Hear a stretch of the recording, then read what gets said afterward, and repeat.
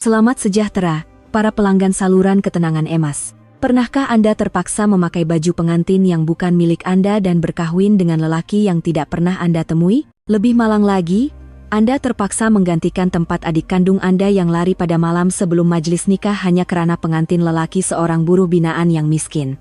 Inilah kisah sedih yang menimpa diri saya. Gara-gara adik kesayangan keluarga jijik dan tidak sanggup menerima hakikat bahwa bakal suaminya seorang pekerja tapak pembinaan yang komot, saya sebagai kakaknya terpaksa menanggung segalanya. Saya dipaksa mengambil tempat dalam perkawinan yang dicemu orang, perkawinan yang ditinggalkan oleh adik saya sendiri.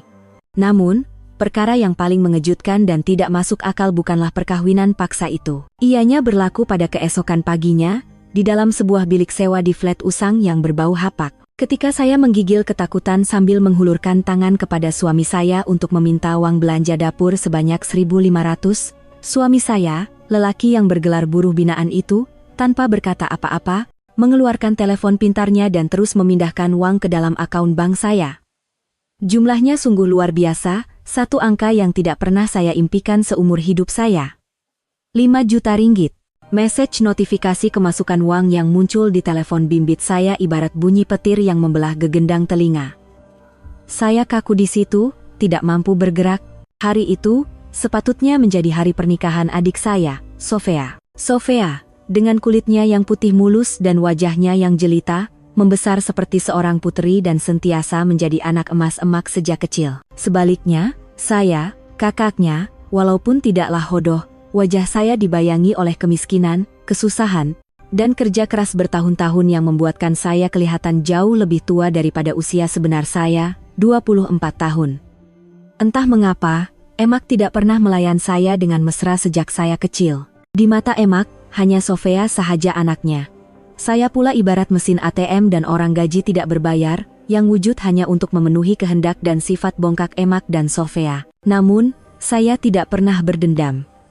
Saya hanya pasrah, menganggap inilah takdir hidup saya.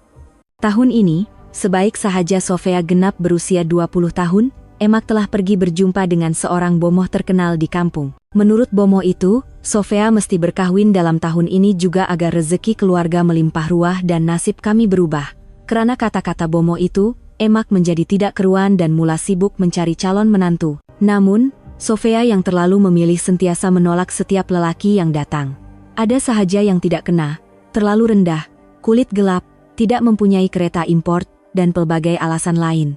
Emak yang semakin buntu akhirnya meminta bantuan daripada seorang makcik yang terkenal sebagai orang tengah mencari jodoh di kawasan kami. Tidak lama kemudian, makcik itu datang ke rumah kami, memberitahu bahwa dia telah menemui satu calon yang sangat hebat. Nama lelaki itu Khairul Nizam, seorang pekerja mahir di sebuah tapak pembinaan besar di Kuala Lumpur. Tepatnya, dia seorang buruh binaan. Makcik itu tidak henti-henti memuji pemuda itu, mengatakan walaupun dia seorang yang pendiam, dia sangat jujur dan rajin, tiada tandingannya. Walaupun kerjanya berat, dia mempunyai rupa paras yang kacak dan bertubuh tinggi lampai, segak bergaya di mana-mana sahaja. Dan yang paling penting, dia sanggup memberikan uang hantaran sebanyak 100.000 ringgit. 100.000 ringgit, bagi keluarga miskin seperti kami, 100.000 itu umpama seluruh harta kekayaan kami. Mendengar hal itu, mata Emak bersinar-sinar dan dia mengangguk tanpa henti. Tanpa bertanya pendapat Sofia, Emak terus sahaja bersetuju di situ juga. Apabila Emak pulang ke rumah, dia bercerita kepada Sofia dengan bangganya seolah-olah baru memenangi lotre. Pada mulanya, apabila mendengar perkataan buruh binaan, Sofia mencebik dan menunjukkan riak wajah menghina. Namun, hatinya mula goyah apabila mendengar uang hantaran sebanyak 100.000 rupiah. Kahwin sajalah dulu, lepas dapat duit, pandai-pandailah aku atur kemudian. Apa sangatlah yang lelaki kerja tapak binaan tu tahu? Nanti semua dia akan ikut cakap aku, fikirnya. Akhirnya, persiapan perkahwinan berjalan dengan lancar. Pihak lelaki tidak mempunyai banyak permintaan dan berkata mereka akan menguruskan segalanya. Pihak perempuan hanya perlu datang bawa diri sahaja. Malah, mereka tidak pernah bersua muka sebelum kahwin, semua perbincangan hanya dibuat melalui WhatsApp. Semuanya kelihatan berjalan lancar, tetapi tragedi melanda pada malam sebelum hari pernikahan. Ketika semua persiapan telah selesai dan catering untuk tetamu juga telah ditempah, Sofia tiba-tiba menerima sekeping gambar melalui WhatsApp daripada lelaki bernama Khairul Nizam itu. Mungkin dia ingin menunjukkan wajahnya kepada bakal istrinya. Di dalam gambar itu, kelihatan seorang lelaki memakai baju kerja yang penuh dengan debu. Dia duduk mencangkung di sebelah timbunan batu bata sambil memakai topi keselamatan. Wajahnya legam dibakar matahari dan berlumuran simen sambil menjamah makanan dari sebuah bekas plastik. Melihat gambar itu, Sofia terus hilang akal. Tak nak, aku tak nak kahwin. Macam mana aku nak hidup dengan lelaki kotor dan miskin macam ni? Malu, baik aku mati, adik saya menjerit sambil menghempas cermin meja soleknya sehingga pecah. Emak bergegas datang untuk memujuknya, tetapi tidak berhasil. Malam itu, Sofia melarikan diri dari rumah dengan hanya meninggalkan sepucuk surat pendek. Biar aku mati daripada kahwin dengan buruh kasar macam tu, pandai-pandailah mak dengan kakak selesaikan. Seluruh rumah menjadi gempar. Majelis pernikahan sudah di ambang pintu dan para tetamu akan tiba tidak lama lagi, tetapi pengantin perempuan telah menghilangkan diri. Selain menanggung malu kepada jiran tetangga, perkara yang paling menyeksakan emak ialah hakikat bahwa wang hantaran 100.000 rupiah tu akan hangus begitu sahaja. Dan pada saat-saat terdesak itu, pandangan emak beralih kepada saya. Pandangan yang dingin dan penuh perhitungan. Emak menarik saya masuk ke dalam bilik, mengunci pintu, dan tiba-tiba melutut di hadapan saya sambil menangis teresak-esak. Aisyah, anakku, tolonglah selamatkan mak, selamatkanlah keluarga kita. Sofia lari dari rumah sebab dia tak matang. Sekarang, hanya kau seorang yang boleh tolong kita. Boleh tak kau gantikan adik kau, pakai baju pengantin tuh? Saya tidak percaya dengan apa yang saya dengar. Anak yang tidak pernah disayanginya, kini dipaksa untuk membersihkan najis yang ditinggalkan oleh anak emasnya. Namun, emak tidak memberi saya peluang untuk menolak. Dia mengungkit jasa melahirkan saya dan mengugut akan membunuh diri di situ juga jika saya enggan. Akhirnya, di hadapan tekanan dan air mata buaya emak, saya hanya mampu mengangguk dalam kepasrahan. Para pelanggan sekalian, inilah permulaan kehidupan perkawinan saya yang pelik dan menyedihkan. Adakah suami buruh binaan saya akan menyadari hal ini? Apakah yang akan terjadi pada perkawinan saya? Dan apakah rahasia di sebalik uang 5 juta ringgit itu? Jika Anda ingin tahu jawabannya, dan jika Anda ingin bersama-sama saya dalam perjalanan mencari kebahagiaan di tengah-tengah tragedi ini, jangan lupa untuk melanggan saluran kami, tekan butang suka, dan kongsi video ini. Kita akan bertemu lagi dalam cerita seterusnya. Ketika saya terpaku di hadapan angka 5 juta ringgit yang tertera di dalam akun bank saya, hanya satu soalan yang berlegar-legar di dalam pikiran saya. Kenapa seorang lelaki yang langsung tidak saya kenali, yang terpaksa menjadi suami saya dalam sekelip mata, memberikan saya uang sebanyak ini? Namun, setelah kejutan awal itu reda, perasaan sedih yang lain pula menerpa. Walau sebanyak manapun uang ini, ia tidak akan mampu memadamkan penderitaan bertahun-tahun yang telah saya lalui dan parut yang terukir dalam di jiwa saya. Untuk memahami mengapa saya berasa begitu, saya perlu menceritakan kisah hidup saya yang terumbang-ambing seperti lalang ditiup angin. Saya dilahirkan di sebuah kampung yang miskin. Kami hanya 2 beradik, saya dan Sofia. Entah mengapa, emak tidak pernah menyayangi saya sejak kecil. Mungkin karena saya tidak secantik dan semanja adik saya. Atau mungkin karena saya seorang yang pendiam dan tidak pandai bermanja. Dalam ingatan zaman kanak-kanak saya, tidak pernah sekalipun saya merasa dipeluk oleh emak, atau diberi sebiji gula-gula atau sebungkus biskut. Seluruh kasih sayang emak hanya tertumpu kepada Sofia. Telur ayam tunggal di rumah pun Sofia yang dapat makan, baju baru yang emak beli pun Sofia yang dapat pakai. Saya hanya mampu melihat dalam diam, dan lama-kelamaan saya menjadi biasa dengan hakikat bahwa saya ini hanyalah orang asing di dalam rumah sendiri. Ayah saya meninggal dunia ketika saya masih kecil akibat sakit, dan tanggung jawab menyara keluarga jatuh sepenuhnya ke atas bahu emak dan saya. Ketika saya tamat sekolah menengah dan mendapat keputusan yang cemerlang untuk melanjutkan pelajaran ke sekolah berasrama penuh, saya melutut di hadapan emak, merayu agar dibenarkan terus bersekolah. Tetapi emak menolak dengan dingin. Belajar tinggi-tinggi nak buat apa? Perempuan, belajar macam manapun, kawin juga akhirnya. Kau duduk rumah, tolong aku cari duit. Kita kena tanggung Sofia belajar. Dia tuh cantik, nanti boleh masuk university, kawin dengan orang KL, boleh ubah nasib keluarga kita. Kata-kata emak itu ibarat pisau yang menghancurkan impian saya. Pada tahun itu, pada usia 16 tahun, saya menutup buku dan mengikut orang-orang kampung pergi bekerja di sebuah kilang pakaian di bandar. Tangan saya yang dahulunya hanya memegang pensel kini terpaksa membiasakan diri dengan jarum mesin jahit yang tajam dan bunyi bising mesin yang berdering siang dan malam. Setiap bulan, apabila menerima gaji, saya akan berjimat cermat dan mengirimkan kesemuanya kepada emak, hanya meninggalkan sedikit untuk bayaran sewa bilik dan makan minum. Saya memujuk diri sendiri. Tak apalah, aku kan kakak. Berkorban untuk adik itu perkara biasa. Berkat uang yang saya kirimkan, Sofia dapat belajar dengan selesa, membeli pakaian cantik, dan hidup seperti anak orang kaya. Walaupun pelajarannya tidak seberapa, Emak menggunakan duit untuk memasukkannya ke sebuah kolej swasta di Kuala Lumpur. Pada hari pendaftaran Sofia, saya mengeluarkan semua simpanan saya yang tidak seberapa itu dan membelikannya sebuah skuter baru agar dia mudah berulang-alik. Sebaik sahaja menerima skuter itu, tanpa mengucapkan terima kasih, adik saya mencebik dan berkata, "Apa nih? Nampak murah sangat. Kawan-kawan aku semua bawa kereta impor." Hati saya luluh mendengarnya, tetapi saya tidak mampu berkata apa-apa. Selama bertahun-tahun, saya hidup seperti bayang-bayang. Bekerja, mengirim uang, dan hanya wujud. Saya tiada kawan, tiada hobi, tiada masa depan. Saya pikir hidup saya akan berlalu begitu sahaja, suram dan tidak bermakna. Mungkin saya akan bekerja sehingga tua, berkahwin dengan mana-mana lelaki di kampung, melahirkan beberapa orang anak, dan mengulangi kehidupan sukar seperti emak. Namun, saya tidak pernah terfikir bahwa pengorbanan saya bukan sahaja tidak dihargai, malah dianggap sebagai tanggung jawab biasa oleh keluarga terdekat saya, dan saya boleh dijual beli pada bila-bila masa. Dan perkawinan ganti ini adalah harga terakhir yang perlu saya bayar untuk kepentingan keluarga saya.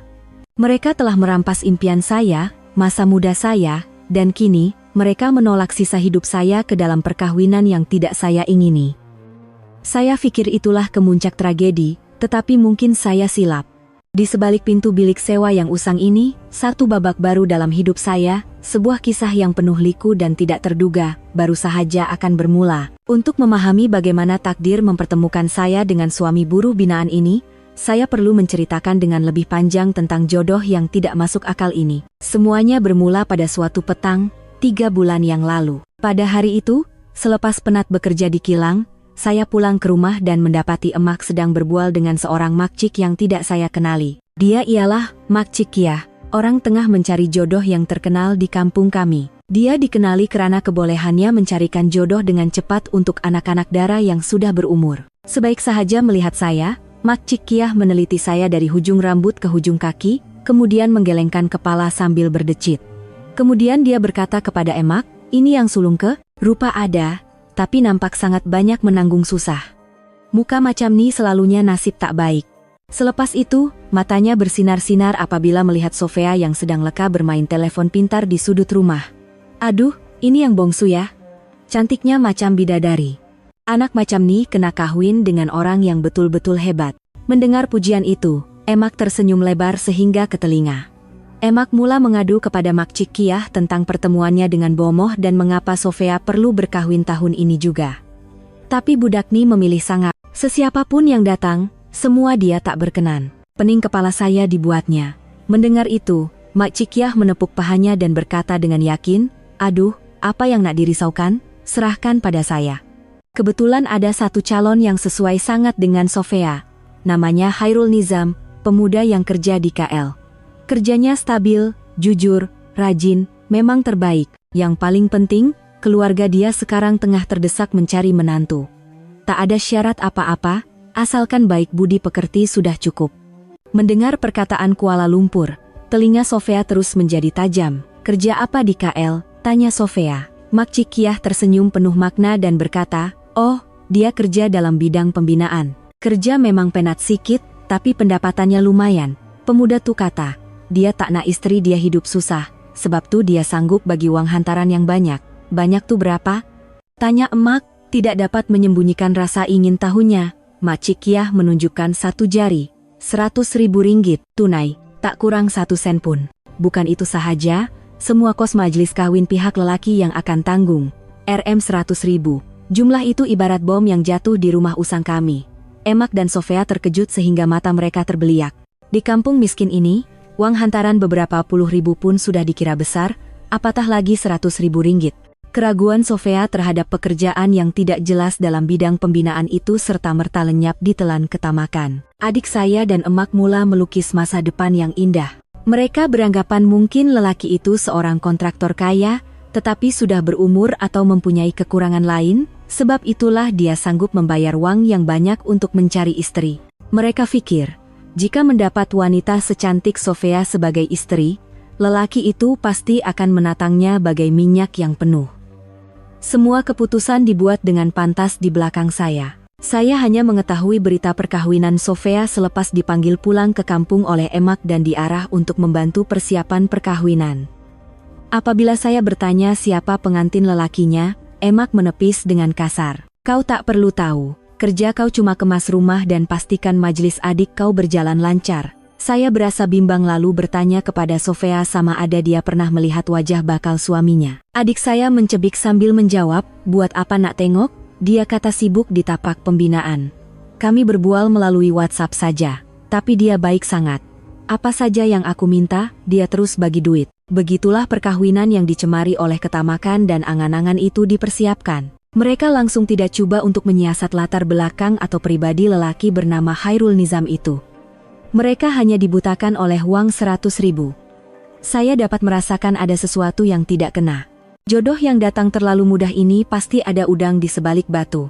Namun, di dalam rumah ini, suara saya tidak mempunyai sebarang kuasa. Saya hanya mampu memendam rasa risau sambil menuruti perancangan emak dalam diam. Dan pada malam sebelum hari pernikahan, apabila Sofia menerima gambar sebenar suami buruh binaannya, semua angan-angan indah itu hancur berkecai. Kejutan itu membawa kepada pembatalan perkawinan oleh adik saya, dan pada masa yang sama, mengheret saya ke dalam tragedi perkawinan ganti yang tidak dapat saya elakkan.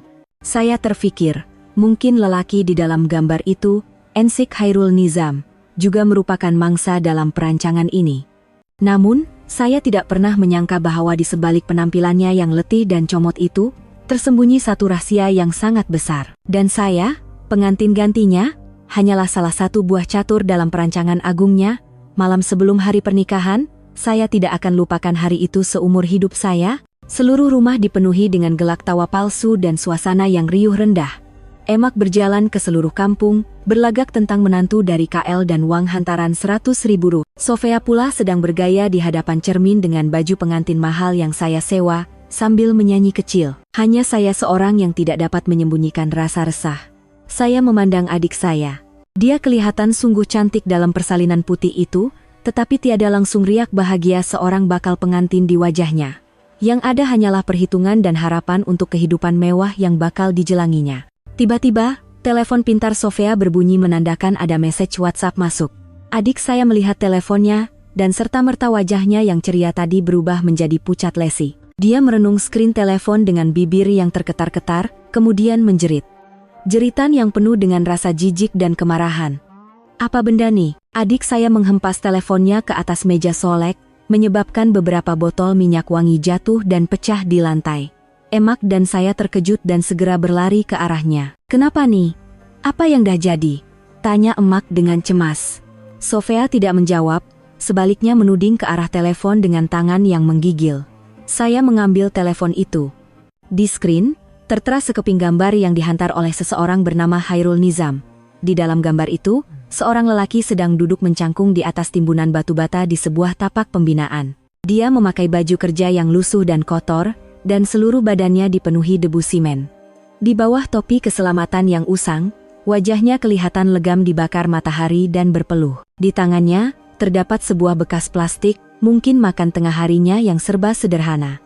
Di bawah gambar itu, tertulis message, rehat sekejap waktu tengah hari, saya hantar gambar. Jumpa esok ya, sayang. Saya menahan nafas. Orang ini Ensik Khairul Nizam? Dia bukanlah kontraktor kaya yang dibayangkan oleh emak dan Sofia. Dia hanyalah seorang buruh binaan biasa. Wajahnya tidaklah hodoh, malah, dia kelihatan tegap dan ada sisi kejantanannya. Tetapi, kemiskinan dan kepenatan tergambar dengan begitu jelas di wajahnya. Saya menjeling ke arah emak.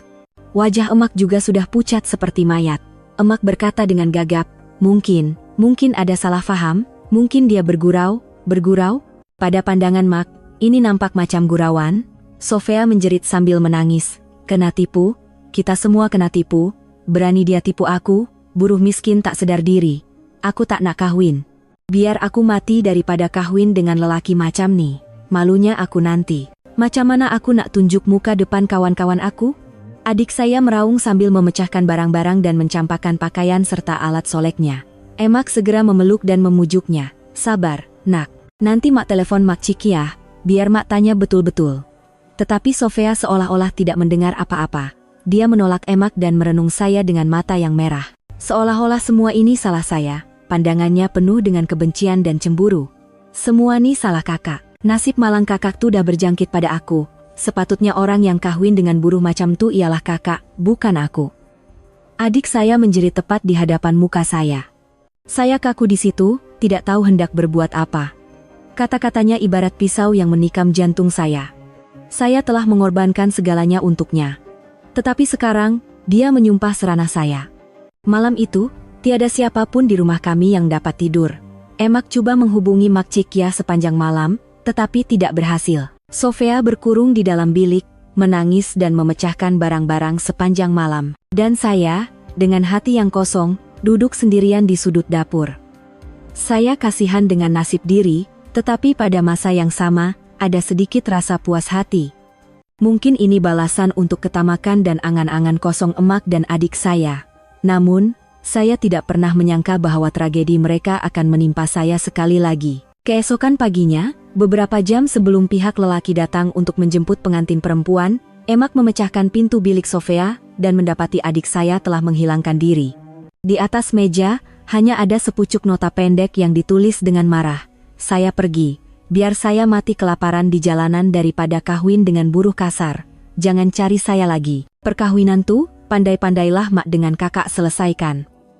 Seluruh rumah menjadi sunyi sepi. Emak terduduk di lantai, menangis tanpa suara. Makanan telah ditempah, tetamu telah dijemput, dan uang hantaran 100.000 pun hampir habis digunakan untuk menghias rumah dan membeli perabot. Sekarang, pengantin perempuan telah melarikan diri. Selain menanggung malu di seluruh kampung, mereka juga terpaksa membayar ganti rugi kepada pihak lelaki dan memulangkan uang hantaran. Pada saat-saat terdesak dan kelam kabut itu, emak tiba-tiba mengangkat kepala dan memandang saya. Saya tidak akan lupakan pandangan mata emak pada waktu itu seumur hidup saya. Itu bukanlah pandangan seorang ibu. Itu adalah pandangan terdesak seseorang yang sedang lemas, yang coba mencapai apa sahaja untuk menyelamatkan diri. Dan objek itu tidak lain dan tidak bukan, ialah saya. Tirai drama paling tragis dalam hidup saya, sebuah pementasan pengorbanan dan pertukaran, akan segera dibuka. Pada ketika itu, suasana di dalam rumah menjadi sunyi sepi seperti di tanah perkuburan. Hanya kedengaran esakan pilu emak sekali-sekala. Emak terduduk di sebelah nota yang ditinggalkan oleh Sofia. Dia kelihatan begitu menyedihkan. Tetapi saya tahu, air mata emak bukanlah kerana bimbang akan anak perempuannya yang lari dari rumah. Emak menangisi kerugiannya sendiri. Dia menangisi malu yang akan ditanggungnya di hadapan jiran tetangga. Dan yang paling penting, dia menangisi kehilangan uang hantaran 100.000 ringgit itu. Setelah lama menangis, emak mengangkat kepalanya. Dengan kedua-dua mata yang merah, dia merenung saya tajam. Aisyah, panggil emak dengan suara yang serak. Saya berdiri di sudut bilik, merasakan ada sesuatu yang tidak baik akan berlaku, dan hanya memandang emak tanpa berkata apa-apa. Emak bangun terhuyung-hayang dan berjalan ke arah saya dengan langkah yang berat. Dan pada saat saya terkejut, emak tiba-tiba melutut di hadapan saya dan memeluk kaki saya. Aisyah, anakku, tolonglah selamatkan mak. Tolonglah selamatkan keluarga kita. Emak meraung sambil mencurahkan air mata dan hingus. Sofia dah lari dari rumah. Tetamu tak lama lagi akan sampai, pihak lelaki pun akan datang. Kalau pengantin perempuan tak ada, mana mak nak letak muka? Nanti orang akan kata mak kena tipu sebab tak makan duit. Mak tak sanggup hidup macam tuh, Aisyah. Saya kaku dan coba membangunkan emak, tetapi tidak berhasil. Emak memeluk kaki saya erat-erat dan merayu. Aisyah, kali ini saja tolonglah mak. Anggaplah ini sebagai permintaan terakhir mak. Boleh tak kau gantikan Sofia? Pakai baju pengantin tuh dan kahwin dengan lelaki tuh? Walaupun saya sudah dapat mengagap permintaan ini, mendengarnya terus dari mulut emak sendiri terasa seperti kepala saya dihentak dengan tukul. Apa yang emak katakan ini? Anak yang tidak pernah diakuinya. kini dipaksa untuk menjadi mangsa dan menanggung kesalahan yang dilakukan oleh anak emasnya. Mak dah gila ke? Jerit saya sambil coba melepaskan diri dari pegangan emak. Macam mana saya boleh buat macam tuh? Dengan orang yang saya tak pernah jumpa pun. Lagipun, ini majelis kawin Sofia, bukan saya. Aku tak gila. Emak mengangkat wajahnya yang basah dengan air mata. Matanya bersinar dengan menakutkan. Dalam keadaan macam nih, majelis kawin siapa dah tak penting. Dia dah lari. Kalau pengantin perempuan tak ada hari ini, pihak lelaki takkan diam saja. Mereka akan minta balik uang hantaran. Mereka juga akan minta kita bayar ganti rugi. Macam mana kita nak bayar semua tuh? Kau nak tengok mak merempat di tepi jalan ke? Kau nak tengok keluarga kita hancur ke? Nada emak bertukar daripada merayu kepada mengadu, dan kemudian kepada menyalahkan. Mak tahu, mak tak pernah layan kau dengan baik dari kecil. Mak tahu mak lebihkan Sofia. Tapi, mak tetap mak kau, orang yang melahirkan kau. Tak boleh ke kau berbakti pada mak kali ini saja? Anggaplah kau selamatkan nyawa mak. Hari ini saja, kau jadi pengantin perempuan. Selepas tu, pandai-pandailah mak uruskan. Pemuda nama Khairul Nizam tu nampak lurus, dia takkan berani buat apa-apa pada kau. Lepas kawin, pasti akan ada jalan penyelesaian. Ya, tolonglah selamatkan mak, nak. Emak memukul-mukul dadanya, melakonkan watak wirawati yang paling malang dengan sempurna. Saya berdiri di situ, hati saya berbelah bahagi. Di satu pihak, kemarahan dan kesedihan yang terkumpul selama bertahun-tahun membuak-buah. Di pihak lain, hati saya menjadi lemah mendengar rayuan pertalian darah yang coba dibangkitkan oleh emak. Ibu yang melahirkan saya sedang melutut di kaki saya, menangis dengan begitu terdesak. Walaupun dia begitu kejam terhadap saya tidak sampai hati melihatnya terdesak sehingga ke tahap ini. Dan mungkin, jauh di lubuk hati saya sendiri sudah terlalu letih. Saya sudah muak dengan kehidupan sebagai pekerja kilang, muak dengan kesunyian. Mungkin perkawinan ini, walaupun dengan seorang suami buruh binaan, boleh menjadi satu jalan keluar. Jalan keluar yang pahit, tetapi sekurang-kurangnya ia satu perubahan. Akhirnya, setelah lama bergelut dengan perasaan, saya memejamkan mata dan mengangguk dalam kepasrahan. Baiklah, saya akan pergi. Mendengar kata-kata itu, emak bersorak seolah-olah baru bertemu dengan penyelamat. Emak segera bangun, mengesat air matanya, dan wajah sedihnya tadi hilang entah kemana. Dia segera menarik saya ke bilik Sofia. Di dalam bilik, baju pengantin putih itu masih tergantung. Cepat, tak ada masa. Coba pakai. Nasib baik saiz badan kamu berdua lebih kurang sama. Suara emak tidak lagi kedengaran sedih. Yang ada hanyalah ketergesaan. Saya melihat pantulan diri saya di cermin. Baju pengantin Sofia yang mewah itu sedikit besar untuk badan kurus saya. Wajah saya kelihatan letih dan lesu, tiada langsung seri seorang pengantin. Emak coba menyembunyikan keletihan di wajah saya dengan solekan yang tebal. Dia menyolek saya dengan tergesa-gesa. Ingat, pesan emak. Bila masuk kereta nanti, tundukkan kepala dan tutup muka dengan selendang. Jangan bagi sesiapa nampak. Bila dah sampai rumah pengantin lelaki dan semuanya dah selesai, mereka pun tak boleh buat apa-apa lagi. Saya duduk diam seperti patung, membiarkan emak melakukan apa sahaja. Air mata saya mengalir tanpa henti, merosakkan solekan saya. Tetapi saya menangis bukan karena kasihan dengan nasib diri. Saya menangis karena saya pikir hidup saya benar-benar telah berakhir pada saat ini. Saya sedang berjalan masuk ke dalam kubur saya sendiri.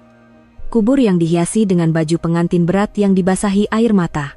Apabila hon kereta berbunyi di luar menandakan ketibaannya, jantung saya terasa seperti berhenti berdegup. Emak segera meletakkan selendang tebal di atas kepala saya dan menolak saya keluar dari bilik. Saya berjalan seperti orang yang dipukau. Saya tidak dapat merasakan apa-apa. Saya hanya tahu bahwa saya sedang berjalan menuju masa depan yang gelap tanpa cinta dan harapan. Di sana, hanya ada pengorbanan dan hutang yang tidak akan pernah terbayar. Kereta sewa yang dihias ala kadar itu membawa saya meninggalkan kampung, di tengah-tengah pandangan ingin tahu dan bisikan jiran tetangga. Saya duduk di dalam kereta, menutup muka dengan selendang tebal, dan hanya dapat melihat bayangan samar lelaki yang duduk di sebelah saya. Dialah Khairul Nizam, suami buruh binaan saya.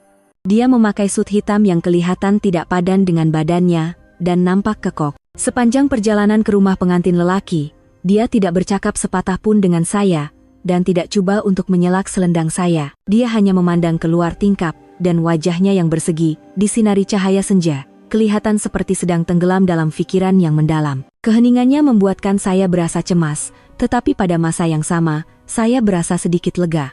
Sekurang-kurangnya, dia tidak kelihatan seperti orang yang kasar. Rumah pengantin lelaki tidak mengadakan sebarang majelis. Tempat yang kami tiba ialah sebuah bilik sewa di kawasan perumahan pekerja yang usang, terletak jauh di dalam lorong sempit di Kuala Lumpur. Bilik pengantin yang dimaksudkan hanyalah sebuah bilik kecil yang kotor dan berbau hapak, seluas kira-kira 60 kaki persegi. Perabot yang ada hanyalah sebuah katil besi usang, sebuah almari kain, serta sebuah meja dan kerusi plastik. Di dinding, terdapat beberapa pelekat merah dengan perkataan selamat pengantin baru untuk mencukupkan syarat. Tiada saudara mara atau kawan-kawan. Beberapa orang lelaki yang memakai baju kerja datang memberi salam, mungkin rakan-rakan sekerjanya. Mereka berbual seketika dan kemudian beredar. Jamuan kahwin hanyalah makanan ringkas yang dibeli dari luar. Saya dan dia duduk berhadapan, dan keheningan yang menyesakkan masih menyelubungi kami. Saya tidak berani mengangkat kepala, dan hanya menumpukan perhatian untuk menyuap nasi ke dalam mulut. Hati saya pada ketika itu hancur luluh. Walaupun saya sudah bersedia, saya tidak menyangka kehidupan perkawinan saya akan bermula dengan begitu menyedihkan. Ganjaran untuk semua pengorbanan saya hanyalah sebuah bilik sewa usang dan seorang suami yang dingin dan asing. Selepas makan, dia keluar dan bercakap di telepon untuk seketika. Saya duduk di hujung katil di dalam bilik, menunggu dengan perasaan yang bercampur baur. Saya tidak tahu bagaimana hendak melalui malam pertama ini.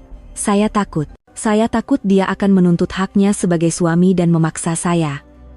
Lagipun, secara rasminya saya adalah istrinya. Tidak lama kemudian, dia kembali. Tanpa memandang saya, dia diam-diam mengeluarkan selimut dan bantal nipis dari almari. Dan di tengah-tengah pandangan terkejut saya, dia menghamparkan selimut itu di sudut lantai yang sejuk. "Awak tidur di atas katil," katanya. Suaranya tidak mempunyai sebarang emosi. "Saya akan tidur di lantai." Saya terpinga-pinga. Kenapa? Saya tak biasa tidur sekatil dengan orang yang tak dikenali. Dia memotong kata-kata saya. Suaranya masih dingin, dia berpaling ke arah saya. Di bawah cahaya lampu Kalimantan yang malap di dalam bilik, barulah saya dapat melihat wajahnya dengan jelas. Dia tidaklah hodoh atau hitam seperti di dalam gambar. Malah, wajahnya sangat kacak dengan raut yang tajam dan pandangan mata yang dalam. Dia merenung saya seolah-olah dapat membaca pikiran saya. "Saya tahu awak bukan Cik Sofia." Kata-katanya ibarat guruh yang membelah telinga saya. Saya kaku di situ, badan saya menjadi keras. Macam mana awak tahu? Wajah boleh diubah dengan solekan, baju pengantin boleh dipakai oleh orang lain, katanya. Tetapi tangan tidak boleh menipu. Pandangannya tertumpu pada tangan saya. Tangan awak kasar dan penuh dengan kematu hasil kerja keras bertahun-tahun. Bukan tangan seorang gadis yang dimanjakan. Dan saya dah tengok gambar awak. Keluarga awak yang hantar. Saya benar-benar keliru, tak. Tapi kenapa awak teruskan juga perkawinan ni? Dia tersenyum sinis. Senyuman yang tidak dapat saya fahami. Itu urusan saya. Awak tak perlu tahu. Dia berpaling dan berbaring di atas tilam yang dihamparkannya di lantai. Kemudian, dia menarik selimut sehingga menutupi kepalanya. "Tidur sajalah. Seperti yang saya katakan, saya takkan sentuh awak walau sehelai rambut pun. Mulai esok, kita hanyalah orang asing yang tinggal serumah. Masing-masing buat hal sendiri, jangan campur urusan orang lain. Anggap saja ini hubungan kontrak sehingga kita jumpa jalan penyelesaian." Selepas itu, dia tidak berkata apa-apa lagi. Hanya kedengaran bunyi nafasnya yang teratur. Saya duduk di atas katil, pikiran saya menjadi kosong. Apa yang sedang berlaku sebenarnya? Dia tahu saya bukan pengantin perempuan, tetapi dia tetap menerima perkawinan ini. Dia melayan saya dengan dingin dan acuh tak acuh, tetapi pada masa yang sama, dia menghormati saya. Siapakah dia? Kenapa dia melakukan semua ini? Apakah tujuannya? Malam pertama saya berlalu dengan begitu aneh. Tiada lilin, tiada bunga, hanya keheningan, jarak, dan beribu-ribu soalan yang tidak terjawab. Saya pikir saya telah jatuh ke dasar tragedi, tetapi mungkin saya silap. Takdir seolah-olah sedang mengheret saya ke atas papan permainan yang jauh lebih rumit. Dan di atas papan permainan itu, suami buruh binaan saya yang misteri inilah yang memegang semua kad utama. Keesokan paginya, saya bangun sangat awal. Ia sudah menjadi tabiat selepas bertahun-tahun bekerja di kilang. Semalam saya hampir tidak dapat tidur. Soalan-soalan tentang suami misteri saya tidak henti-henti berlegar di pikiran. Saya menjeling ke sudut bilik, dia sudah tiada. Selimutnya telah dilipat dengan kemas. Kedengaran sayup-sayup bunyi air dari arah bilik air kongsi di luar. Seketika kemudian, dia kembali. Dia memakai baju kerja yang sama seperti semalam. Dia melihat saya sudah bangun tetapi tidak berkata apa-apa. Hanya mengambil beg usangnya dan bersiap untuk ke tempat kerja. Saya duduk di atas katil, tidak tahu hendak berbuat apa. Kami kini suami istri, tetapi lebih kekok daripada orang asing. Saya tidak tahu bagaimana hendak memanggilnya, apa yang hendak dikatakan. Tetapi ada masalah yang lebih mendesak. Saya tidak mempunyai uang walau 1 sen pun. Simpanan saya yang tidak seberapa itu telah habis digunakan untuk persiapan perkawinan adik saya. Sekarang, saya perlu membeli barang dapur dan keperluan lain untuk hidup. Dengan memberanikan diri, sebaik sahaja dia hendak melangkah keluar dari pintu, saya memanggilnya dengan suara yang perlahan. Encik, dia berhenti dan berpaling ke arah saya. Pandangannya masih dingin. Ada apa? Boleh tak saya minta sedikit uang untuk beli barang dapur? Suara saya terketar-ketar, dan muka saya terasa panas karena malu. Ini kali pertama dalam hidup saya menghulurkan tangan meminta uang daripada seorang lelaki. Perasaan yang sangat memalukan. Saya hanya bercadang untuk meminta kira-kira 200, cukup untuk membeli beras dan lauk untuk beberapa hari. Dia memandang saya seketika tanpa berkata apa-apa, kemudian berjalan ke arah meja, meletakkan bagnya, dan mengeluarkan telepon pintarnya. Saya pikir dia akan mengeluarkan uang tunai dari dompetnya, tetapi tidak. Dia menekan beberapa kali pada telepon pintarnya, kemudian mengangkat kepala dan bertanya kepada saya. Nomor akaun awak? Saya terpinga-pinga, tetapi saya memberikan nomor akaun bank tunggal saya.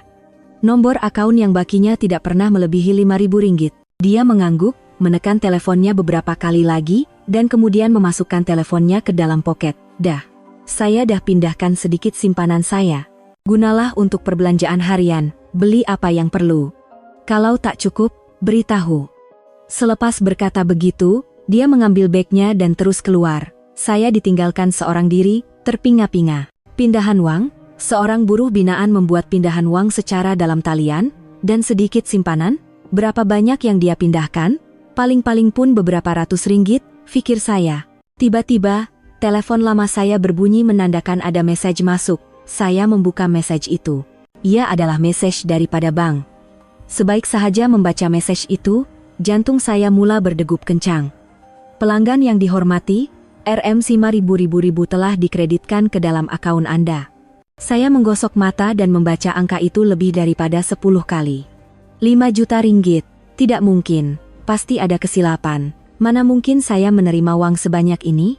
Mungkin bank tersilap hantar message, atau mungkin sindikat penipuan tersilap pindahkan uang. Saya hendak berlari keluar untuk mencarinya dan bertanya. Tiba-tiba telepon berdering lagi. Kali ini, nomor yang tidak dikenali. Saya menjawab panggilan itu dengan tangan yang menggigil. Halo, saya nih, kedengaran suara dingin Encik Khairul Nizam. Dah dapat duit? Ya, dah dapat, jawab saya dengan gagap. Tapi kenapa banyak sangat? Awak tak tersilap pindah ke 5 juta ringgit, hening seketika di hujung talian. Kemudian, dengan nada yang selamba dan masih kering, dia berkata, bukan silap. Itu semua simpanan saya hasil kerja di tapak binaan selama bertahun-tahun. Saya tak ada masa nak simpan, jadi saya serahkan pada awak. Gunalah untuk perbelanjaan, buat apa yang patut. Jangan terlalu berjimat. Tetapi saya masih tidak percaya. Mana mungkin seorang buruh binaan, walaupun bekerja keras, dapat mengumpul uang sebanyak itu, tapi... Tak ada tapi, potongnya. Itu duit saya, suka hati sayalah. Awak hanya perlu buat satu perkara. Apa? Apa yang perlu saya buat? Tanya saya. Simpan rahasia. Jangan beritahu sesiapapun tentang duit nih, termasuk Mak dan adik awak. Kita akan terus berlakon sebagai pasangan suami istri miskin yang tinggal di bilik sewa nih. Faham? Ya, faham, jawab saya secara mekanikal. Bagus, saya nak pergi kerja. Dia terus meletakkan telepon. Saya ditinggalkan seorang diri di dalam bilik sewa dengan rahasia 5 juta ringgit. Saya terduduk di atas katil. Kepala saya pening. Siapakah lelaki ini sebenarnya? Dia bukan buruh binaan biasa. Buruh biasa tidak mungkin dapat mengumpul uang sebanyak itu, dan tidak mungkin bercakap tentang 5 juta ringgit dengan begitu tenang. Kalau begitu, kenapa dia menyamar sebagai buruh binaan? Kenapa dia menerima saya, seorang pengantin ganti, sebagai istrinya?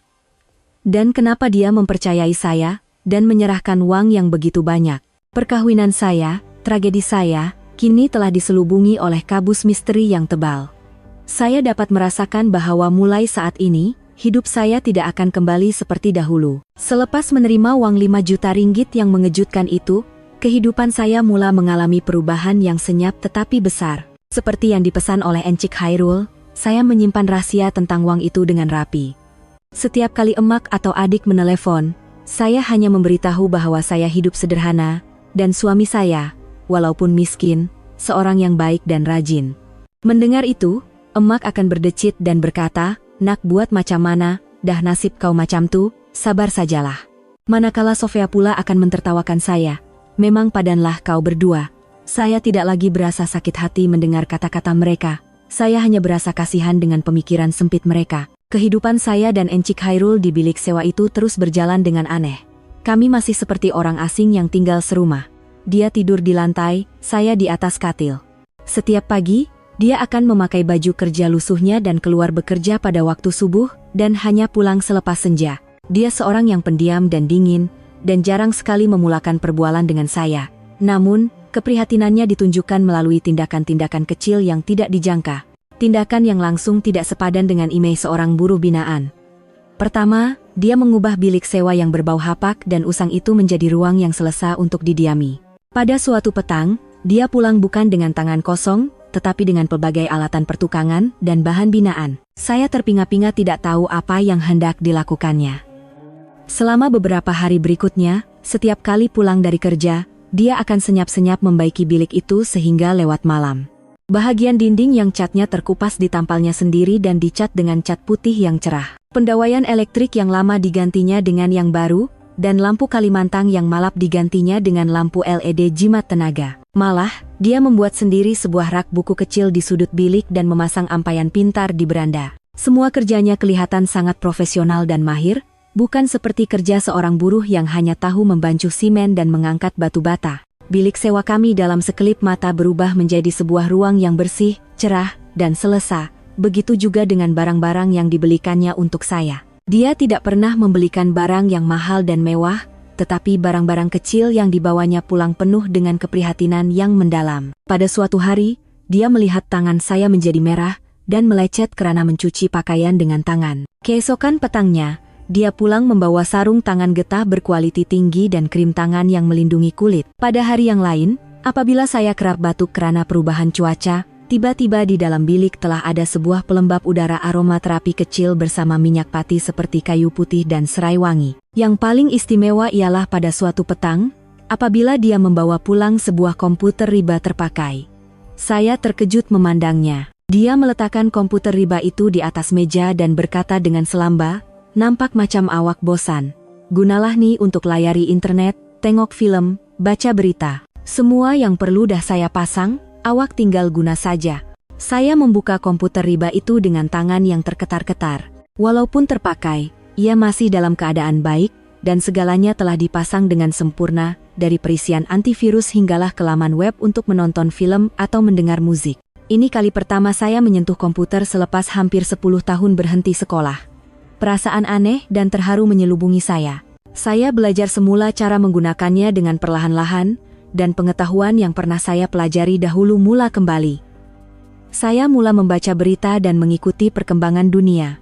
Malah, saya mendaftar untuk kelas dalam talian percuma mengenai ekonomi dan keuangan, subjek yang pernah saya minati suatu ketika dahulu. Komputer riba terpakai yang usang itu telah membuka tingkap ke dunia baru untuk saya. Ia menghubungkan saya semula dengan dunia.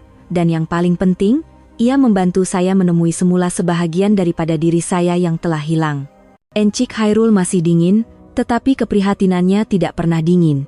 Dia tidak pernah bertanya tentang masa lalu saya, tentang mengapa saya terpaksa menggantikan adik saya. Dia juga tidak pernah menuntut apa-apa daripada saya. Setiap kali makan malam, apa sahaja yang saya hidangkan, dia akan makan tanpa berkata apa-apa, dan tidak pernah merungut.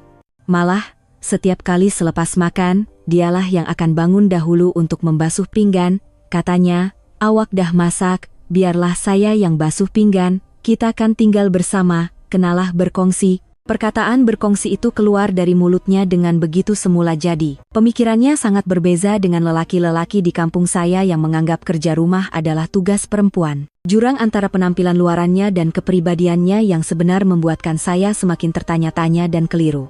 Siapakah dia? Mana mungkin seorang buruh binaan tahu tentang komputer, tentang minyak aromaterapi, dan boleh mengambil berat tentang seorang wanita dengan begitu teliti?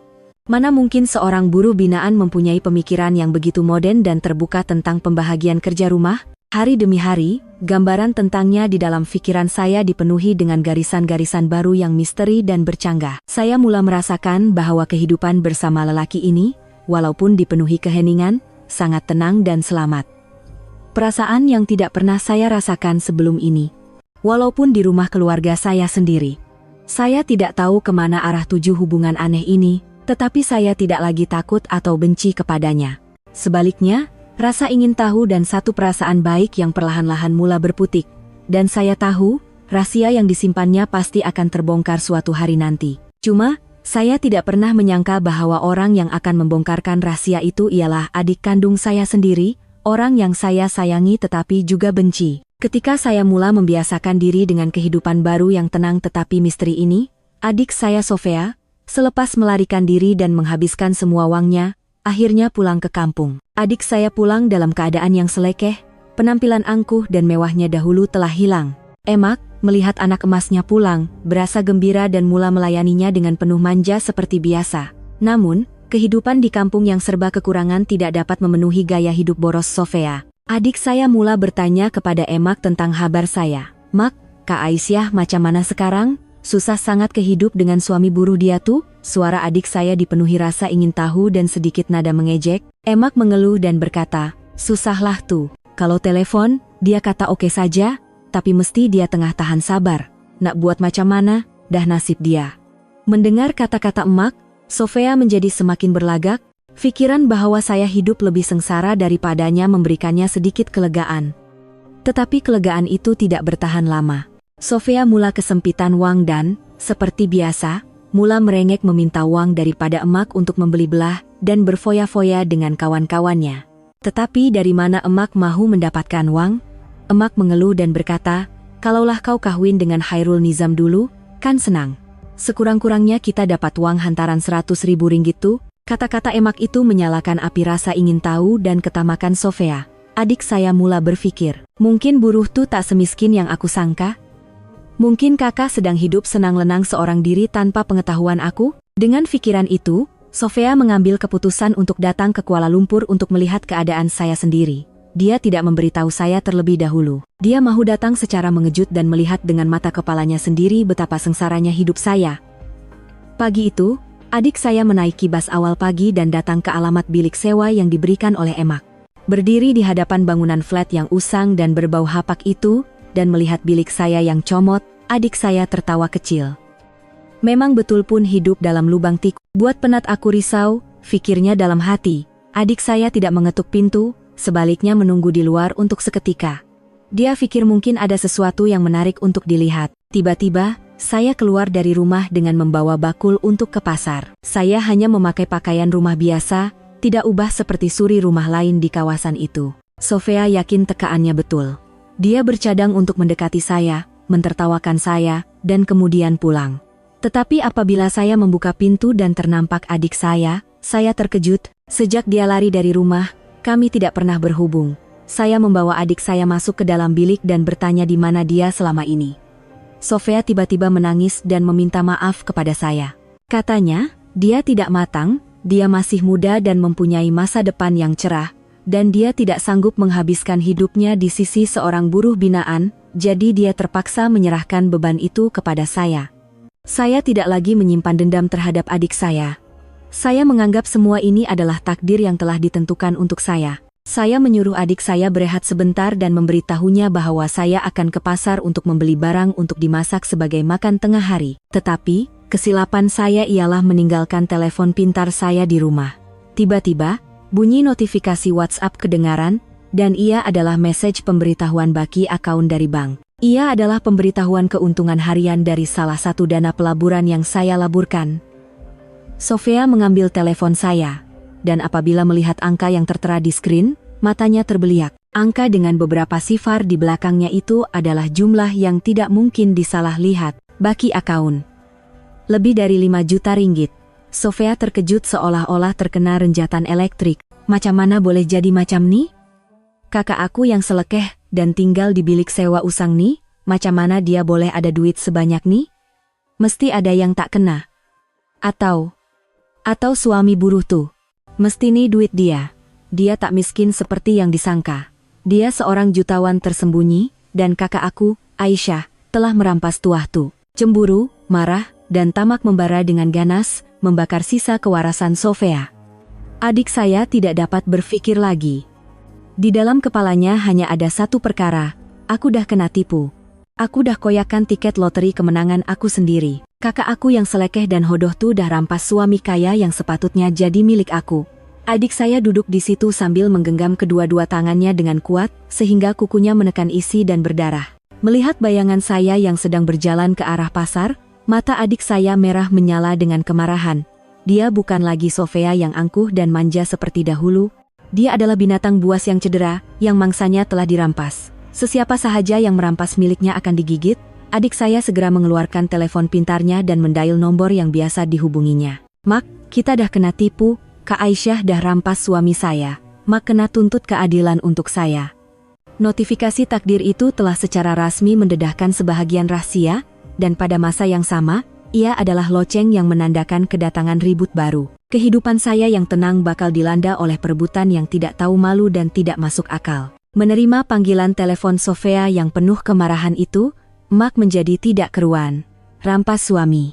Orang kaya. Perkataan-perkataan itu berlegar-legar di dalam kepala Emak, dan keraguan awal Emak bertukar menjadi keyakinan. Emak langsung tidak memikirkan bahagian yang tidak logik dalam kata-kata anak perempuannya itu. Dia juga telah lupa bahwa dialah yang memaksa saya untuk menggantikan adik saya. Di dalam kepala Emak hanya ada satu perkara. Kita dah kena tipu. Anak kesayangan aku telah dirampas tuahnya oleh anak yang paling aku benci. Ketamakan dan pilih kasih yang mendalam telah melumpuhkan semua kewarasan Emak.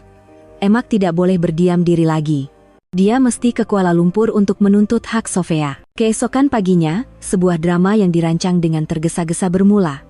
Emak menaiki bas pertama ke Kuala Lumpur, dan Sofia sengaja memakai pakaian yang lusuh dan tidak bersolek untuk menampakkan wajahnya lebih menyedihkan. Emak pula sentiasa menghidu minyak angin seolah-olah akan pengsan pada bila-bila masa. Mereka telah berpakat untuk melakonkan watak mangsa yang malang dan menyedihkan untuk mendapatkan simpati orang dan menekan saya. Apabila Emak tiba di bilik sewa saya sedang menyediakan makan tengah hari. Mendengar pintu diketuk dengan kasar, saya keluar dan melihat Emak sedang berdiri di situ. Saya kaku melihat penampilan Emak yang tidak dijangka. Sebelum saya sempat berkata apa-apa, Emak berlari dan memeluk saya. Tetapi itu bukan pelukan kasih sayang. Emak mencubit lengan saya sambil meraung seperti seorang pelakon di atas pentas. Aisyah, ya Allah, Aisyah, macam mana kau sanggup buat adik kau dengan mak macam ni? Kesian adik kau, Aisyah. Sejak hari kau kawin ganti tempat dia tak pernah tidur lena, tak pernah makan sebab rasa bersalah.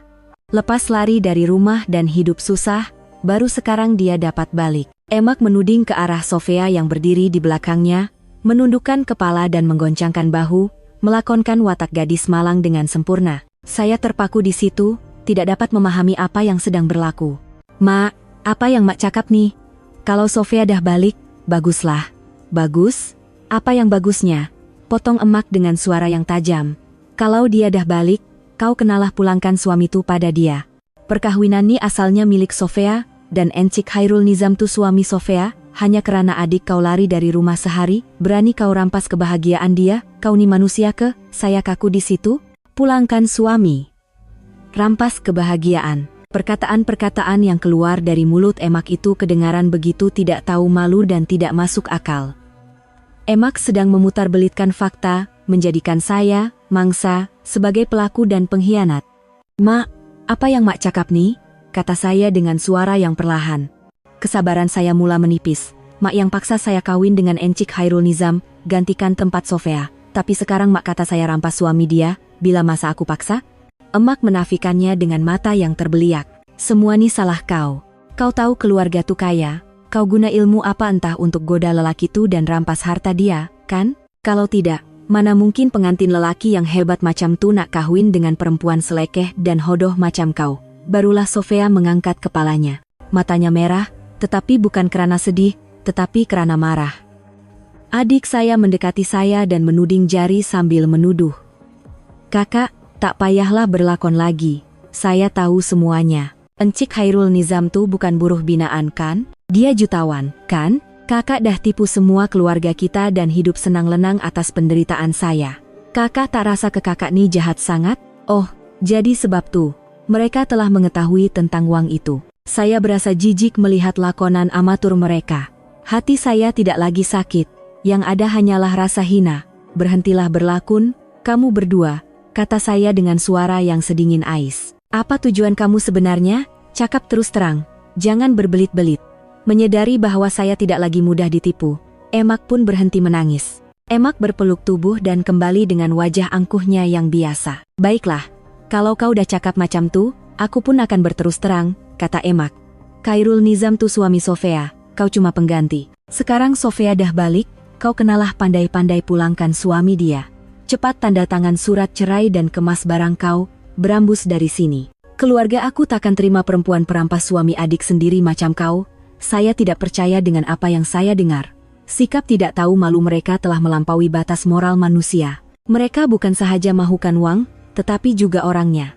Selepas saya selesai memainkan peranan sebagai mangsa, mereka mahu saya lenyap secara senyap dan menyerahkan segalanya kepada anak emas mereka. Apa yang mereka anggap saya ini?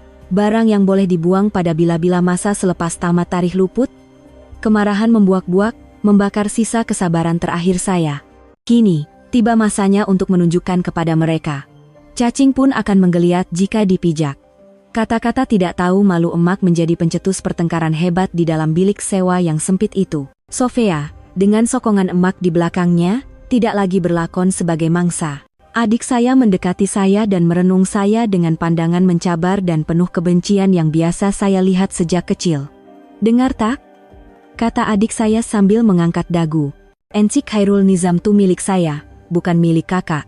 Kakak cuma pengganti. Sekarang drama dah tamat, lebih baik kakak pandai-pandai berambus. Saya tertawa kecil. Tawa yang pahit, pulangkan suami. Sofia, kau tak rasa kelakar ke? Kau yang lari pada malam sebelum majelis nikah, kau yang hina dia sebagai buruh binaan miskin. Tapi sekarang, dengan muka tak malu kau datang sini minta dia dipulangkan? Habis tuh kenapa? Jerit Sofia dengan urat leher yang tegang. Masa tuh aku tak tahu dia kaya.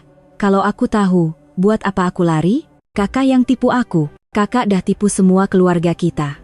Kakak tahu dia jutawan tapi kakak sorokan dan hidup senang seorang diri. Kakak memang kakak yang paling teruk. Aku tak tahu, kata saya dengan suara yang perlahan. Sampai sekarang pun aku tak tahu siapa dia sebenarnya. Yang aku tahu, dia seorang suami yang baik. Dan dia hormat aku. Hormat yang kau takkan faham seumur hidup kau.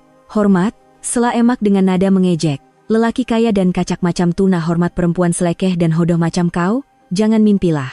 Mesti kau dah guna tangkal, atau ubat guna-guna apa entah untuk pikat dia. Apalagi yang kau tahu selain ilmu sihir yang kau belajar dari bomoh kampung tuh?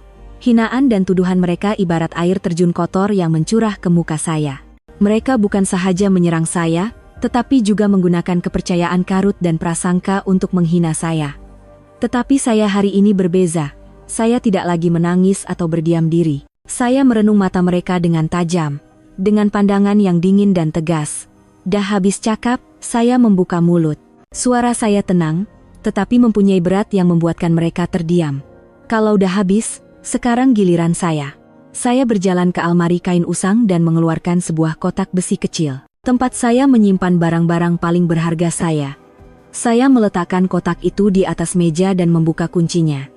Di dalamnya, bukan uang atau barang kemas, tetapi beberapa keping kertas usang. Kata saya rampas suami Sofia. Saya mengambil sekeping kertas. Ini surat nikah. Di sini, tertulis dengan jelas nama saya, Aisyah binti Abdullah, dan nama suami saya, Khairul Nizam bin Iskandar, dan ia diiktiraf oleh undang-undang. Sekarang, beritahu saya siapa istri yang sah? Itu cuma surat, kata Sofia dengan gagap, keyakinannya sudah goyah. Baiklah. Kalau begitu, mari kita bercakap tentang perasaan. Saya meletakkan surat nikah dan mengambil segumpal resit. Ini resit barang-barang yang Ensik Khairul Nizam belikan untuk saya. Sepasang sarung tangan getah, sebotol krim tangan, pelembab udara aromaterapi, dan sebuah komputer riba. Bukan barang mahal, tapi ini keprihatinan. Keprihatinan yang kau takkan pernah dapat dari mana-mana lelaki seumur hidup kau. Sebab kau hanya tahu meminta barang material. Dia ambil berat tentang kesehatan dan kehidupan mental saya. Saya memandang Sofia dengan kasihan. Betul kata kau, mungkin dia kaya, tapi kekayaan dia bukan pada 5 juta ringgit tuh. Kekayaan dia terletak pada pribadinya, kebaikannya, dan cara dia melayan seorang wanita yang dipandang rendah oleh semua orang. Kau boleh faham ke semua tuh? Sofia terdiam, mukanya merah padam. Melihat anaknya tewas, Emak masuk campur. Berani kau ajar aku? Aku tak peduli dia baik ke jahat. Yang aku tahu, kau kena bercerai dan pulangkan Khairul Nizam pada Sofia. Kalau tidak, aku akan jerit biar semua orang di flat ni dengar yang kau tuh perempuan perampas suami adik sendiri. Silakan, kata saya dengan mencabar. Kita tengoklah siapa yang akan ditertawakan orang. Kakak yang dipaksa kawin, atau emak yang tamak dan adik yang tinggalkan suami pada malam sebelum nikah. Kemudian datang balik dengan tak tahu malu minta dipulangkan bila tahu dia kaya. Pertengkaran kami semakin menjadi-jadi dan mula menarik perhatian jiran tetangga. Beberapa orang mula mengintai dan mencuri dengar di luar pintu. Melihat ada penonton, Emak dan Sofia menjadi semakin bersemangat berlakon. Mereka menangis, meraung, dan menjerit menuduh saya anak derhaka dan penipu. Bilik sewa kecil saya dalam sekelip mata bertukar menjadi pentas komedi tragis. Saya letih dan muak. Saya tidak mahu bertengkar dengan mereka lagi. Saya mahu menamatkan semuanya. Keluar dari rumah saya sekarang, kata saya dengan suara yang perlahan. Kalau tidak, saya akan panggil polis. Berani kau? Jadi Temak, kau nak laporkan Mak yang melahirkan kau pada polis? Tiba-tiba, ketika kekecohan memuncak, satu suara yang rendah dan berwibawa kedengaran dari arah pintu, meredakan semua bunyi bising. Apa yang berlaku di sini? Kami semua berpaling ke arah pintu. Pintu bilik sewa telah terbuka, dan di situ berdiri bukan Khairul Nizam yang berpakaian kerja, tetapi orang lain. Dia memakai sut hitam yang dijahit sempurna dan kelihatan sangat bergaya, menyerlahkan lagi badannya yang tinggi lampai dan tegap. Rambutnya disisir rapi, dan wajahnya bersih dan kacak. Dia kelihatan seperti orang yang sama sekali berbeza. Di belakangnya, dua orang lelaki tegap yang juga memakai sut hitam berdiri dengan wajah yang dingin. Dan tidak jauh dari situ, di lorong, sebuah kereta Mercedes hitam yang berkilat terparkir. Kemunculannya yang tiba-tiba dan menggerunkan itu membuatkan semua orang, termasuk saya, kaku di situ. Keheningan yang menyesakkan memenuhi bilik sewa yang sempit itu. Emak dan Sofia, yang sebentar tadi menangis dan menjerit, kini ternganga dengan mata yang terbeliak, hanya mampu merenung lelaki yang berdiri di hadapan pintu itu. Mereka tidak percaya bagaimana buruh binaan yang comot dan selekeh yang mereka hina itu boleh berubah menjadi seorang lelaki yang begitu bergaya, berkarisma, dan berwibawa. Mereka menggosok mata berulang kali seolah-olah melihat hantu. Saya juga tidak kurang terkejutnya. Walaupun saya sudah dapat mengagak bahwa identitinya bukan biasa-biasa, melihat perubahannya di hadapan mata sendiri membuatkan saya tergamam. Dia berdiri bersandar pada bingkai pintu dengan sikap yang tenang dan yakin. Penampilannya langsung tidak sepadan dengan ruang yang usang dan kotor ini. Pandangan matanya tidak lagi dingin atau kekok seperti biasa. Dia memandang saya. Untuk seketika yang sangat singkat, saya dapat membaca riak risau dan rasa bersalah di matanya. Kemudian, dia mengalihkan pandangannya yang tajam seperti pisau ke arah Emak dan Sofia. Saya dengar makcik berdua sedang mencari saya. Dia membuka mulut. Suaranya rendah dan berwibawa. Sama sekali berbeza dengan nada selamba dan pendiamnya sebelum ini. Emak yang pertama sekali tersedar. Ketamakan dan rasa terpesona dengan penampilan kaya Khairul Nizam mengatasi semua ketakutan. Emak segera mengubah sikap, tersenyum manis, dan mendekatinya. Khairul, menantu Mak. Dah sampai pun. Ya Allah, segaknya kamu hari ini. Sampai Mak pun tak kenal. Sambil bercakap, Emak menjeling jam tangan berjenama dan sut mahal yang dipakainya. Khairul Nizam tidak menjawab. Dia nampaknya tidak berniat untuk memanggilnya Mak. Dia hanya mengangkat kening, pandangannya masih sedingin ais. Makcik siapa ya? Soalannya membuatkan Emak kaku, senyuman di bibirnya membeku. Sayalah mak mentua kamu, Mak Sofia dan Aisyah. Takkan tak ingat, mak mentua? Khairul Nizam tersenyum sinis, senyuman yang penuh dengan ejekan. Setahu saya, istri saya seorang anak yatim piatu sejak kecil. Dari mana pula datangnya mak mentuani? Kata-katanya ibarat air sejuk yang disimbah ke muka emak, dan wajah emak menjadi pucat lesi. Kamu cakap apa nih? Atau? Khairul Nizam memotong kata-katanya. Dia melangkah masuk ke dalam bilik, melintasi emak seolah-olah emak tidak wujud. Dia berdiri di hadapan Sofia. Dia menundukkan badannya, dan merenung tepat ke mata adik saya yang kelihatan keliru dan sedikit terpesona. Mungkinkah awak istri saya, Cik Sofia, pengantin perempuan yang lari pada malam sebelum nikah? Sofia mendengar namanya dipanggil dan melihat lelaki kacak dan kaya di hadapannya, seolah-olah lupa akan segalanya. Adik saya segera mengangguk dan mula berlakon sedih semula. Ya, betul. Sayalah Sofia.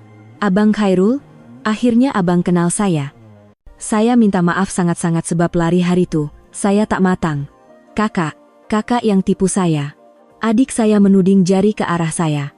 Kakak, kata abang, miskin, sebab tu saya takut dan lari. Boleh tak abang maafkan saya? Boleh tak kita mulakan semula? Adik saya coba menggunakan suara manja dan penampilan lemah lembut yang biasa digunakannya untuk menggoda lelaki. Tetapi adik saya telah salah memilih mangsa. Di hadapannya bukanlah lelaki naif yang mudah ditipu. Khairul Nizam merenung adik saya seketika. Kemudian tiba-tiba ketawa terbahak-bahak. Tawa yang besar dan kuat, tetapi membuatkan bulu roma sesiapa yang mendengarnya meremang. Mulakan semula, awak pikir awak siapa untuk bercakap macam tu dengan saya? Dia menegakkan badannya. Suaranya tiba-tiba menjadi sekeras keluli. Perempuan yang tinggalkan tunangnya macam sampah sebab butakan mata dengan harta, berani awak cakap macam tu? Awak ingat saya ni lelaki bodoh yang akan cair bila nampak perempuan cantik? Dia memandang saya, kemudian memandang Sofia. Pandangan perbandingan yang penuh dengan penghinaan. Memang betul, awak mungkin lebih cantik daripada istri saya. Kulit awak lebih putih, badan awak lebih menarik.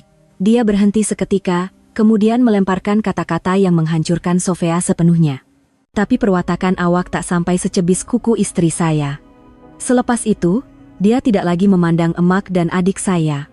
Dia berjalan ke arah saya yang masih kaku melihat semua situasi yang mengejutkan ini. Dia mengambil tangan saya yang penuh dengan kematu itu, membawanya ke bibirnya, dan memberikan satu ciuman yang penuh dengan penghormatan yang tulus.